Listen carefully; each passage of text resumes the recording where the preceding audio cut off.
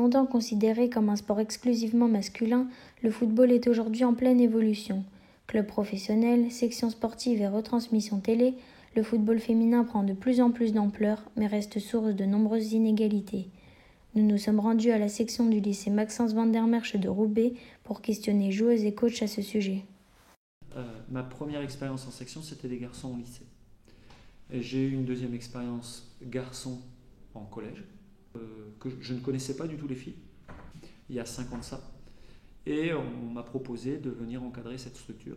Et ça m'a beaucoup plu.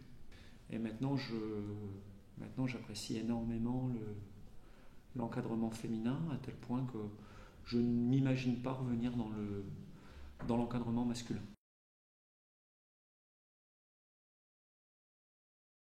Le foot féminin, c'est bien différent du foot masculin. Y a une chose qui change, c'est que les garçons ont une morphologie à être plus musclée et plus rapide. Ce qui fait que forcément, contre des filles, c'est pas pareil. Mais du coup, je pense que les filles savent compenser le manque de physique et de vitesse par le jeu tactique. Donc pour moi, c'est équivalent. Comme ça, la passe élimine 2 joueurs. D'accord ? Le climat est plus serein, est plus calme, est plus lucide, est plus agréable de façon générale à travailler.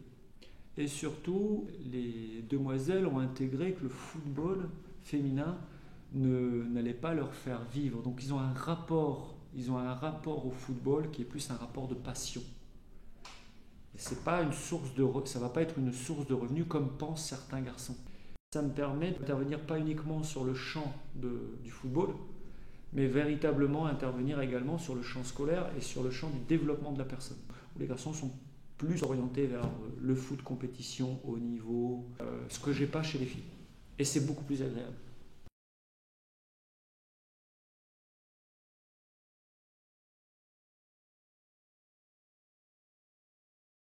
Certains garçons nous taquinent, par exemple, ils disent ouais, vous êtes des filles, vous savez pas jouer, tandis que d'autres, ils sont derrière nous, ils sont à fond, il y en a même qui s'entraînent avec nous, donc ça va. Il y a beaucoup d'avis négatifs parce que ils pensent que les filles c'est pas fait pour le foot, que c'est trop faible, et nous on leur prouve le contraire.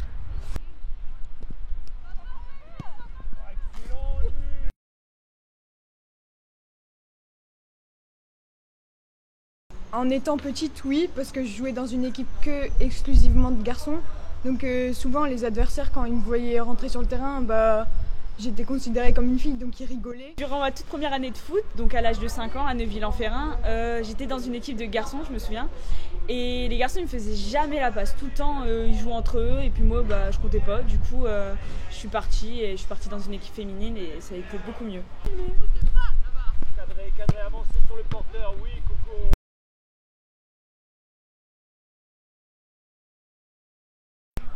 Alors je pense que ça évolue, on va dire, dans le bon sens. Ça évolue bien, il y a de plus en plus de filles qui s'inscrivent dans les clubs. Ensuite, je pense que c'est pas une évolution assez grande par rapport à celle des garçons. C'est-à-dire que les garçons ont une évolution assez rapide et que les filles maintenant doivent faire face au foot masculin. Et donc c'est compliqué, mais je pense que ça va dans le bon sens.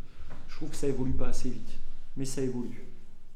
Je pense qu'on pourrait aller beaucoup plus vite si on ne se mettait pas des contraintes, des réglementations parfois, qui freinent un petit peu le développement du football féminin. Maintenant, il y a une aide précieuse de la part des services du rectorat, de l'éducation nationale. L'école est un très bon moyen de développer cette pratique, de la démocratiser en fait. Donc on facilite quand même beaucoup les ouvertures de sections féminines. Au niveau de la Fédération française de football, il y a une vraie volonté de développer le football féminin. Il y a encore quelques freins, mais ça va dans le bon sens.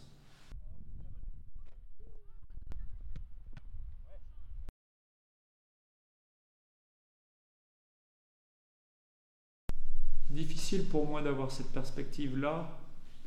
Je ne l'imagine pas. Je pense que au contraire, le football féminin doit se servir de l'expérience des garçons pour éviter de reproduire les mêmes erreurs. J'aime à rêver ou à imaginer que le football féminin prenne une autre voie que celle du football masculin. Sa propre voie, quoi. Le football féminin doit avoir sa propre entité, sa propre identité.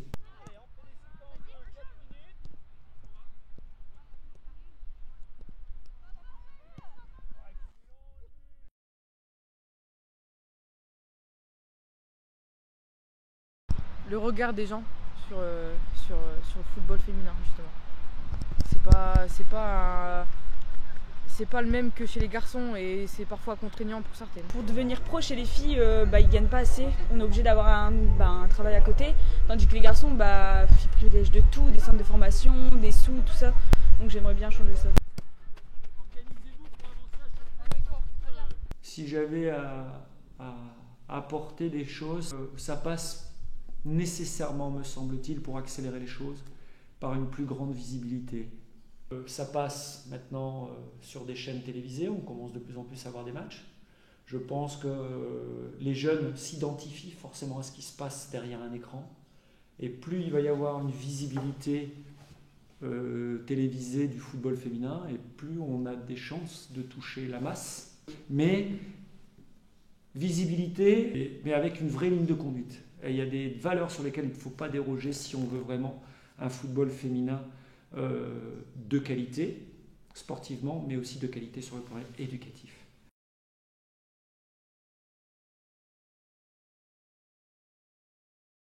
Les filles ont totalement leur place. Comme les garçons, on est tous égaux. Forcément, ils ont tort. On en a la preuve. C'est qu'aujourd'hui, de plus en plus de filles s'inscrivent dans les clubs féminins. La fille est quand même épanouie dans le football et c'est vraiment intéressant, quoi. Le coach et les joueuses l'ont confirmé, le football féminin est en pleine évolution.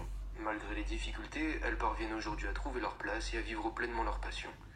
Même si des progrès restent à faire, leur football est en bonne voie et elles sont toutes fières de le représenter.